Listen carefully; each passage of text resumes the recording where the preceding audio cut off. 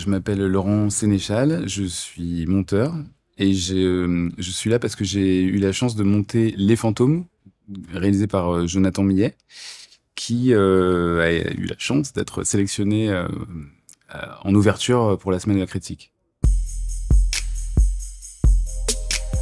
J'ai lu le scénario dans le cadre des ateliers d'Angers, et en plus c'était pendant le Covid, je crois, enfin c'était dématérialisé. Enfin, c'est à distance. Enfin, on s'est vu ensuite avec Jonathan, mais et j'étais assez critique. Alors, enfin, le projet était hyper intéressant, mais j'étais assez critique sur un aspect notamment. Et Jonathan, là, je le rencontrais, mais ensuite j'ai compris comment il fonctionne. Ça l'a tout de suite intéressé de travailler avec quelqu'un qui qui pouvait lui amener le plus de questions possible, quoi. Parce qu'il aime bien quand juste, il est pas effrayé par les questions. Il a au contraire besoin qu'elles apparaissent, qu'il y en ait. Voilà. Je lui ai questionné beaucoup sur la noirceur, moi. Je m'interrogeais sur la possibilité de faire le portrait de quelqu'un qui a un vécu aussi dur. Parce que le personnage, c'est un traumatisé dans le film il est victime du régime d'Assad, il a subi de la torture et tout ça. Et je me disais que il fallait peut-être que le personnage soit damné d'une certaine manière. Enfin, je trouvais ça un peu dangereux si le film le sauvait un peu trop, on faisait un héros un peu édifiant, quoi. Un peu genre comme moi, je me méfie toujours des films un peu de réparation. Je pense que le tragique et la noirceur, c'est important en fait dans les récits. Voilà. Et donc je l'ai un peu alarmé là-dessus. Je sais pas si on a complètement modifié ça dans l'ADN du film, mais en tout cas, dans des détails, ça c'est revenu cette question-là. Mais en tout cas, il n'était pas effrayé par ce côté très assez tranché de mon retour. Et ça s'est vérifié plusieurs fois ensuite que c'était vraiment intéressant, quoi, cette discussion en montage assez franche et parfois, voilà. C'est une rencontre. Même quand on se connaît, les films sont différents, donc il y a le film à rencontrer, hein. Mais là, il y a le réalisateur à rencontrer. On n'a pas vraiment vu ce qu'il a fait avant parce que c'est son premier film, donc on a assez peu d'éléments. Et en fait, ce que ça crée, c'est hyper intéressant parce que c'est déstabilisant. Moi, j'ai appris énormément de choses. Enfin, j'ai appris énormément de choses. Il y a des choses que je pensais avoir compris le film à un moment donné. Je pensais qu'on irait vers un film. Quand on a vu le premier montage, je me suis dit on ira vers un film très réaliste, très rigoureux, très sec. Je me suis dit bon, il faut faire ce travail d'assécher, d'être vraiment. Et il m'a dit mais non, mais pas du tout. Moi, je veux un film où c'est vraiment du cinéma qui se déploie. Je veux que machin. Et il voulait vraiment quelque chose que j'ai qualifié de baroque. Donc j'étais un peu sonné parce que d'habitude, le diagnostic, quand on voit un premier montage, quand même est souvent assez proche, quoi. Et là, il y avait vraiment un truc, j'avais pas compris où voulaient ses intentions, quoi, en fait, formelles. Et j'ai du coup, voilà, ça fait partie c'est une rencontre plus grande, quoi. Quand on se connaît pas du tout, il y a pas seulement le film, quoi. Il y a vraiment quelqu'un à découvrir. Et bah ensuite, ce qui était chouette, c'est que évidemment, c'est moi qui suis allé vers lui. Parce que c'est ça, hein, on accompagne les réalisateurs hein, quand on est monteur.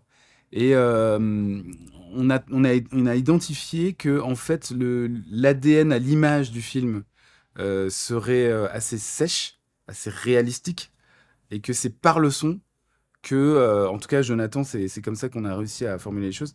Par le son, on irait aller chercher son intériorité, on irait chercher les distorsions et finalement une forme un peu plus boursouflée, quoi, baroque, quoi.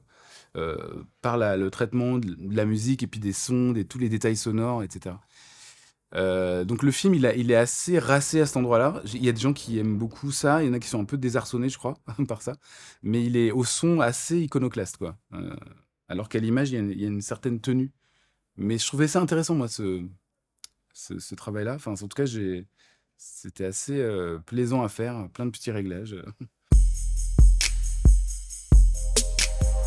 Alors ça, faudrait plus demander à Jonathan, parce que moi, je me méfie des références salle de montage, mais bon, les conversations secrètes, on en a parlé, par exemple, pendant la salle de montage. D'ailleurs, Jonathan, c'est marrant, il m'a fait lire pendant le montage un roman d'interview de Walter Murch, le monteur de. Donc c'est marrant. Enfin oui, oui, ça c'en était une. Euh, Qu'est-ce que je pourrais dire d'autre?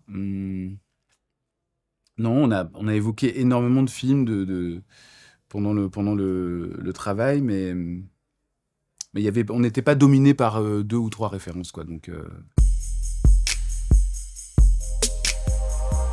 oui, notamment une qui était vraiment superbement jouée, et en plus, quelque part, j'ai l'impression que cette idée-là manque un peu au film, mais enfin, ça aurait été bien, mais elle n'était pas possible. C'était une scène où Hamid, le personnage principal, va voir Yara, la Syrienne qu'il rencontre dans le centre d'accueil.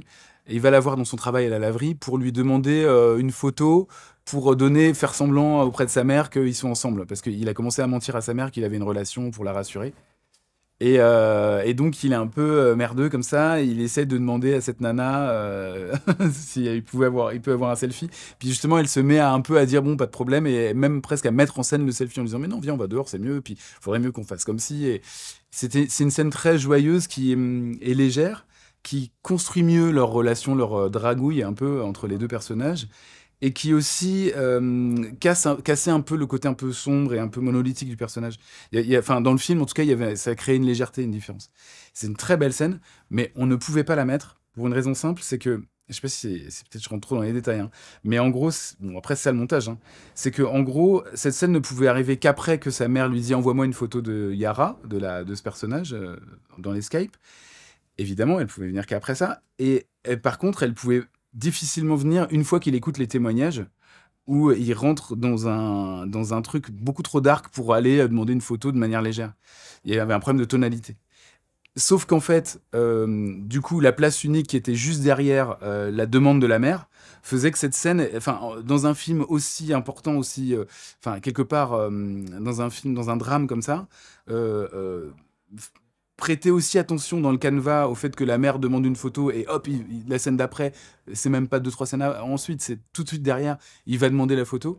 Ça paraissait vraiment une erreur de narration, quoi. C'est comme si on se trompait, quoi, qu'on prenait le fil le moins important et qu'on le mettait. Ça faisait très mauvaise écriture.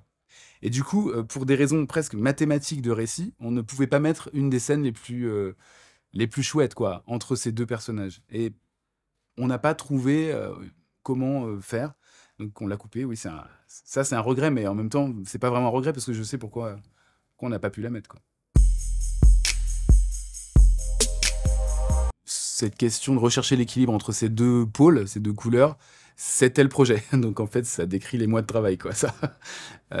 Donc j'ai envie de dire que c'est un peu artisanal, hein. Moi, je défends cette idée que le montage, c'est quelque chose qui se fait dans le temps, à force de poncer, de se poser des questions, de se retourner, de vraiment secouer le film dans tous les sens. Donc, mais oui, dès le début, on savait qu'on voulait faire un thriller, un film d'espionnage, que ce serait ça la proposition, on va dire, de cinéma. Mais en vrai, finalement, le vrai film, ce serait de faire le portrait de quelqu'un qui en fait souffre du choc post-traumatique et qui en fait quelqu'un de multi-traumatisé. Et donc, évidemment, par exemple, le début du film, on s'est rendu compte qu'il fallait aller sans trop dénaturer la proposition qui est de pas trop savoir, pas avoir les infos tout de suite, d'avoir les infos petit à petit. On s'est rendu compte qu'il fallait quand même aller le plus vite possible parce que c'était pas possible de trop demander au spectateur d'être en empathie avec un personnage dont on ne connaît pas encore l'histoire, par exemple. Donc tous ces trucs-là ont demandé vachement de travail et c'est par exemple la méthode pour rentrer un peu plus dans le concret, c'est une méthode qui a été proposée d'ailleurs par la productrice et le réalisateur, Pauline Séglan et Jonathan.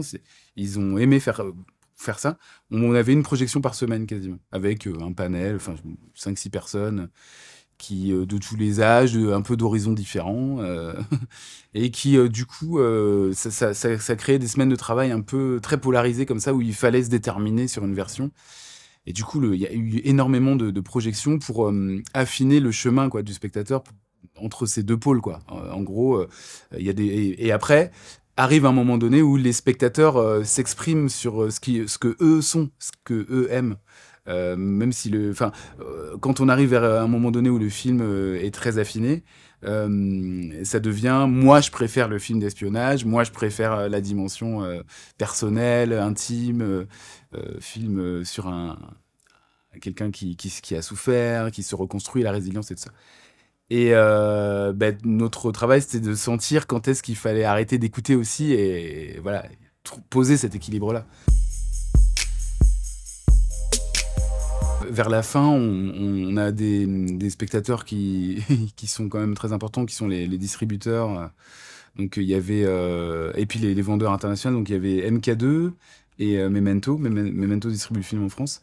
Et en fait, ils nous ont un tout petit peu poussé à être un peu plus sec dans notre direction, quoi. C'est-à-dire qu'à un moment donné, ils nous ont dit, bon, c'est bien, mais justement, on n'est pas encore complètement assez dans le film d'espionnage, et un peu trop de licence, quoi, à un moment donné. Donc ça nous a un peu fait paniquer et ça nous a poussé à vraiment aller à l'essentiel en gardant les éléments dont on savait, parce que quand on projette beaucoup un film, on sait qu'il y a des choses qu'on doit mettre. Enfin, donc on avait une grande maturité sur ce dont on avait besoin dans le film. Mais par contre, la manière de les servir et de les agencer, jusqu'au bout, on a jusqu'au bout, et c'est ça qui est beau dans le montage, c'est que les dernières opérations, ça peut être un déplacement de séquence sur 10 minutes. On prend, par exemple, la séquence où il est chez la psy, dans le film. À un moment donné, assez tardivement, on l'a déplacé. Et ça a complètement libéré toute une zone qui est devenue vachement plus fluide. Et ça, on l'a fait vraiment dernièrement. Et c'est une toute petite opération qui prend... la manipulation, c'est 2 minutes. Mais en fait, c'est le fruit d'énormément... Enfin, de ces 5 mois, quoi. Enfin, moi, je pense que les opérations qu'on fait vers la fin, elles sont toutes petites, mais elles sont vraiment hyper importantes, quoi. Parce que précisément, on passe du film à peu près proposé à une version sur laquelle on n'a pas de doute, quoi.